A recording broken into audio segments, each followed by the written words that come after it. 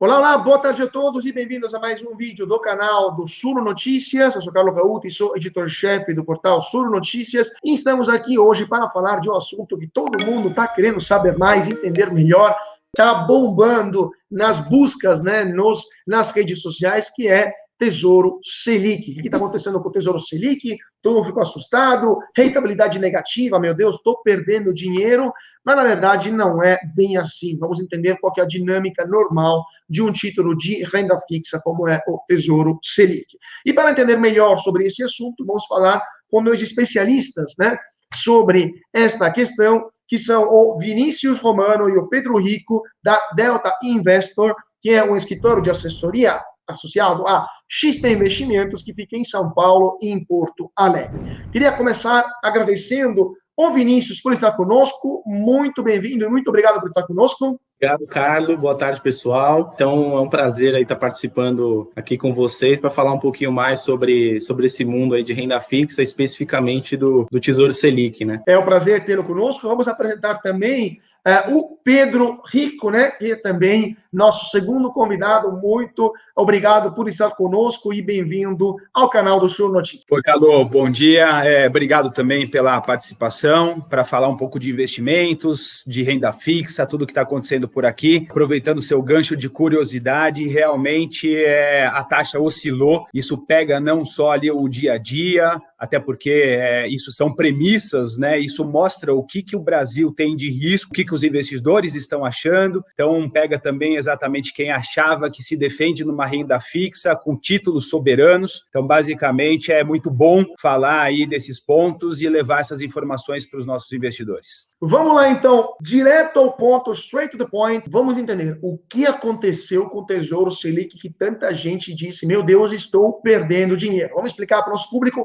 o que aconteceu com a rentabilidade, ou melhor, com a marcação a mercado, a gente tem que dizer nesse caso, sobre o Tesouro Selic. Sinta-se à vontade, gente, de explicar bem didaticamente o que é marcação a mercado, como funciona a relação entre taxa de juros, né, e também valor do título. Mandem bala. Então, o que aconteceu com o Tesouro Selic? Para começar, é bom entender o que é o Tesouro Selic, né? Então, é um título soberano, né, o dado como o título risco país, né, o título sem risco, com menor risco de crédito do país, do mundo da renda fixa. E o que acontece? A fórmula de precificação dele, né, todo título tem um preço. Então, para você precificar o Tesouro Selic, você vai ter o VNA, que é o valor nominal atualizado, vezes uma cotação. Essa cotação é basicamente oferta e demanda, a lei da oferta e demanda. Então, o VNA, ele vai pegar ali desde 2000, isso tudo é uma regra da Anbima, tá? Então, desde 2000, você tem ali o acumulado da Selic.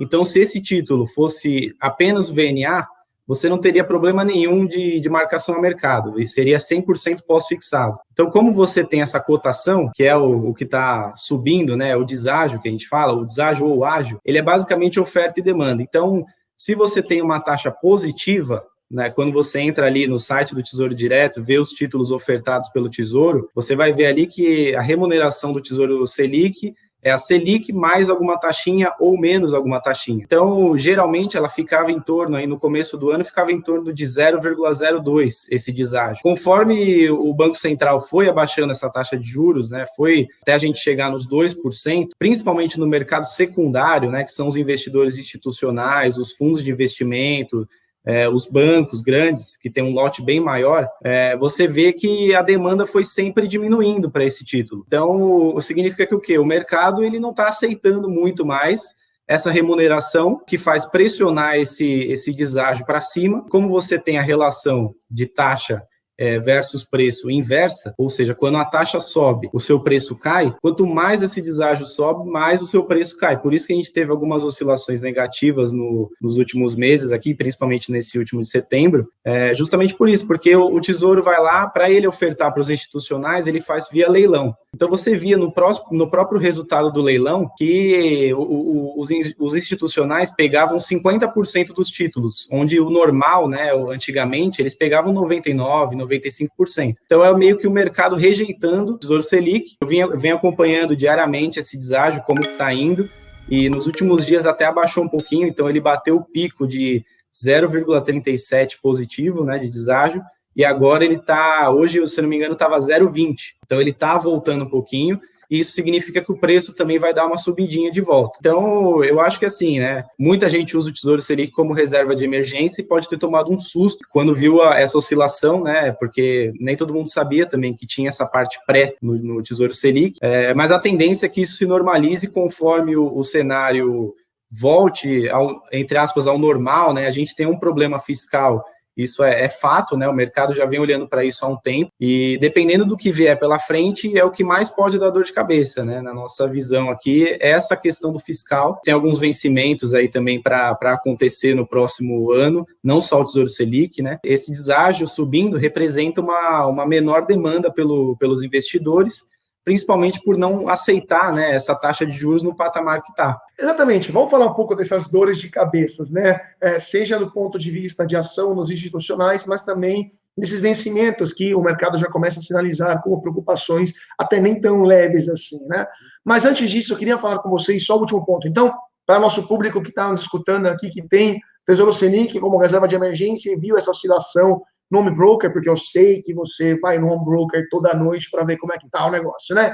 Mas para quem estava no nosso home broker, quem está no seu home broker e viu essa oscilação acontecer, pode ficar tranquilo, porque não está perdendo dinheiro. Se manter os títulos até o vencimento, não muda nada, correto, Vinícius? Então, em qualquer renda fixa, ela é fixa justamente por isso, né? Se você contrata aquela remuneração naquele prazo, se você manter ele até o vencimento, você vai receber, geralmente anual ali, sempre aquele rendimento. A questão da marcação ao mercado é no caso de resgate antecipado, né? Então, caso você resgate hoje, você vai resgatar naquela condição de mercado, naquele preço fechado. Depois a gente vai voltar a falar na última pergunta sobre quais títulos, né, com essa conjuntura de 2% de Selic e essa situação em geral, vocês, no caso, acham mais interessante. Mas eu queria passar, então, para o Pedro, perguntando duas perguntas, né, sobre esse cenário. No caso, como o Vinícius falou, os institucionais, vamos usar um termo forte, estão fugindo da renda fixa, né, ou pelo menos estão reduzindo sua participação nos leilões de tesouro, de títulos de renda fixa, né?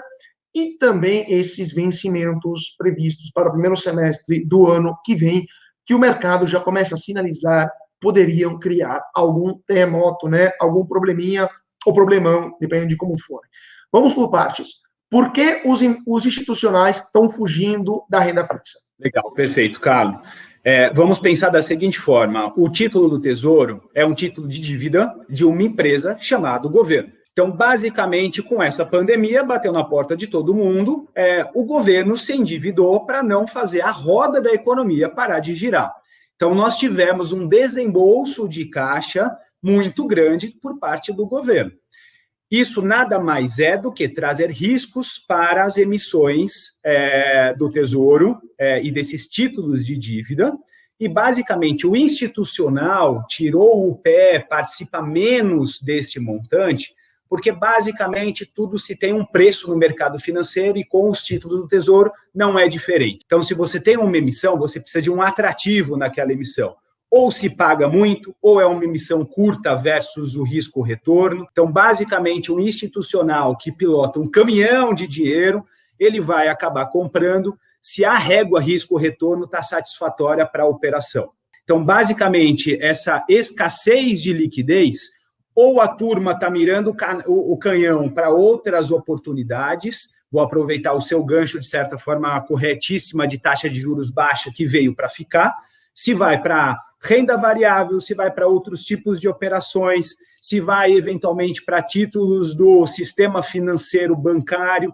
Então, tudo isso bate num Tesouro Selic, como o Vinícius ponderou, a taxa básica, é o título mais seguro, tá? Porém, o investidor hoje, diferente de vários anos, ele precisa se reinventar para tentar ganhar um pouco a mais. Então, o momento atual é de sangue frio, pensar, acompanhar. Porém, saiba que, se você não está preocupado no governo brasileiro quebrar, assim como outros países ali da América Latina, fique tranquilo, não precisa se desesperar, porque é uma tormenta que tende a passar. Exatamente esse ponto. Vamos falar um pouco de risco Brasil, ou melhor, de risco da dívida soberana brasileira. Próximo semestre, se não me engano, entre abril e maio, né, vão vencer um número significativo de títulos do Tesouro, né, título da dívida brasileira, dívida pública brasileira, no caso, dívida interna, por sinal, né, do Brasil, né? Até porque a dívida externa não temos mais, já que temos reservas superiores à dívida externa. Agora, tem muita gente começando a duvidar sobre a capacidade do governo de honrar esta dívida, ou pior, de rolar esta dívida, porque sabemos, quando a dívida é muito grande, ou a inflação vai lá e queima, ou o governo consegue enrolar, né, postergar, no caso, o vencimento, ou é calote. O que você acha? Qual dos 3 cenários a gente vai enfrentar o ano que vem, e por que o mercado já está começando a se questionar se a opção rolagem da dívida não é mais tão viável assim? Perfeito, super pertinente esse ponto de vista, basicamente para tentar ali segurar o tripé econômico brasileiro.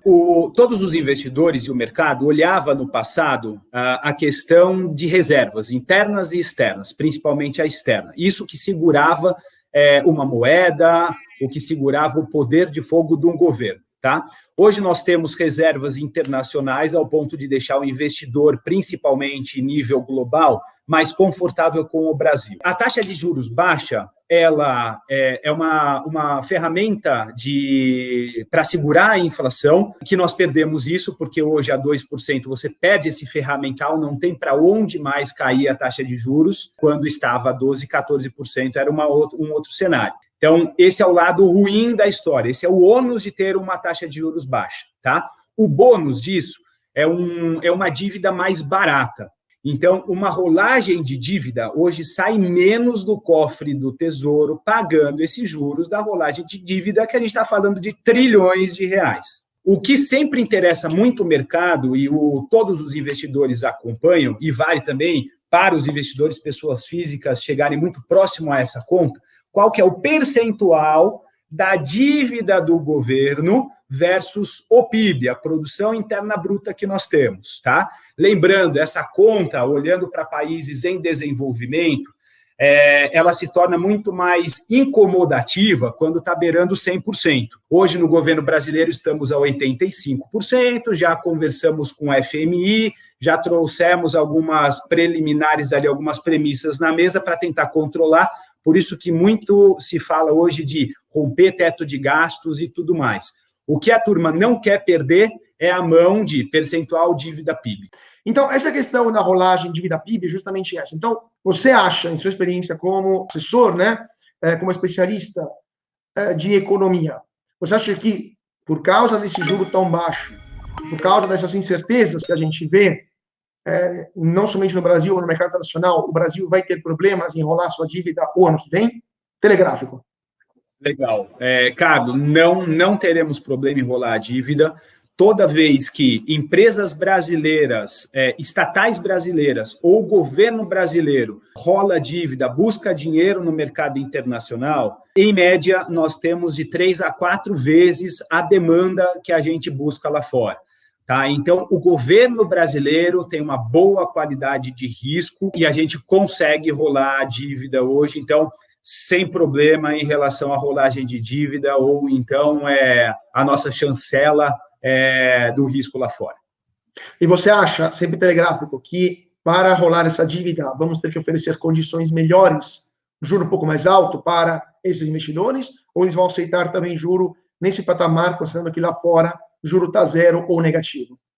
Perfeito. A gente tem o custo Brasil, então a gente não consegue hoje se equiparar a países em países desenvolvidos. A gente nunca esteve, na verdade, tão próximo em relação a isso, então esse gap era sempre muito maior, esse descolamento era maior, tá? Então, sim, teremos que mostrar mais atrativos na rolagem de dívida, até porque esse mundo de renda fixa não olha a taxa de juros hoje. Ela vê uma curva futura. Então, aonde estará a curva, e o Vinícius acompanha muito isso, aonde estará a curva de juros daqui a 4 anos, 5 anos, 6 anos, e com isso, tanto os emissores como os investidores que compram esses papéis colocam isso como atrativo, tá? Então, nunca olhar no retrovisor, mas simplesmente forward, olhar para frente. Perfeito. Vamos voltar para o Vinícius, então, só para fazer a última pergunta, que nosso tempo aqui, infelizmente, está se esgotando. Vinícius, então, na base de tudo aquilo que a gente falou, que o Pedro também falou, para o nosso público de investidores, pessoas físicas, que estão querendo colocar seu dinheirinho, né, para, na renda fixa, né, como reserva de emergência. O que a gente aconselha? Qual que é o título que você acha mais indicado, mais interessante nesse momento com essa conjuntura? Olha, especificamente para reserva de emergência, a gente tem basicamente 3 opções, né? Sempre tivemos, né? O fundo DI, então é o fundo que basicamente investe no Tesouro Selic, o próprio Tesouro Selic e os CDBs pós-fixados, né? Que são aqueles títulos emitidos por algum banco, pagam ali um percentual do CDI, geralmente, e você tem a liquidez diária. Então, o que é importante na reserva, né? O que os investidores priorizam é a segurança e a liquidez, né? Às vezes abre até mão da rentabilidade para poder ter esses outros 2 fatores a favor, né? Então, você tem a segurança de um risco país na carteira e a liquidez diária, sendo que a qualquer momento você pode resgatar. Então, acho que qualquer um desses três ativos vão ficar ali basicamente juntos, né? Um CDB pós-fixado, você tem a parcela 100% pós. Então, essas oscilações que acontecem no Tesouro Selic não acontecem. Mas qual que é o ponto, né? Você tem um risco de crédito maior, você vai estar exposto a um banco, né? Você tem hoje mecanismos de segurança, que, por exemplo, o FGC, né, que é o Fundo Garantidor de Créditos, ele te garante ali até 250 mil, caso o banco que você aplicou entre em liquidação, né? Então, qualquer um desses 3 ativos, acho que vale a pena manter na reserva, inclusive diversificar entre os 3, né? Às vezes você fala, eu não quero sofrer essa oscilação no Tesouro, por mais que a gente vê que é um negócio não é habitual, né? É um negócio muito atípico. Então, o investidor pode falar, eu vou colocar metade aqui no CDB, metade no Tesouro Selic e toco a minha vida aqui, eu tenho minha liquidez diária aqui segura, estou dentro do FGC, então caso o banco entre em liquidação, eu recebo meu dinheiro de volta. Então, acho que nessa linha vale a pena qualquer um desses 3 que eu mencionei aqui. Perfeito. Então, infelizmente, gente, nosso tempo se esgotou, mas eu queria agradecer muito nossos convidados de hoje, o Vinícius Romano, por estar conosco e explicar mais essa questão de onde, né, investir, qual a melhor forma de colocar o seu dinheiro em reserva de emergência, e explicar também o que aconteceu com o Tesouro Selic. Muito obrigado, Vinícius, por estar conosco. Carlos, eu agradeço a oportunidade.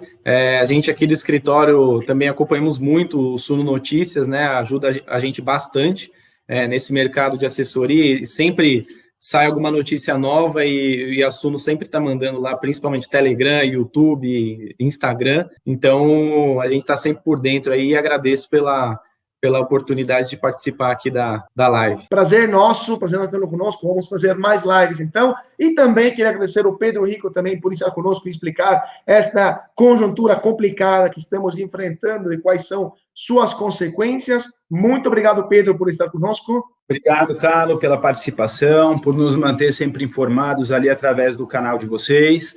O escritório tenta levar essa linguagem, esse desafio diário para os nossos investidores. Somos um escritório matricial, então a gente acompanha todos os mercados, tentando desmistificar estes assuntos. Então, mais uma vez, grato por poder participar com você para levar esse bate-papo de economia e de finanças à frente. Então, novamente, obrigado. Contem com a gente para novas lives, novos bate-papos e assessoria para os investidores. Com certeza terão. E muito obrigado a vocês que seguiram a gente, sigam a gente nas redes sociais, Twitter, Facebook, Instagram, YouTube, no canal novo do Suno Notícias e também nosso site sunoresearch.com.br/notícias para ficar sempre atualizado sobre todas as informações que movimentam o mercado financeiro. Mais uma vez, muito obrigado a todos pela participação e até mais.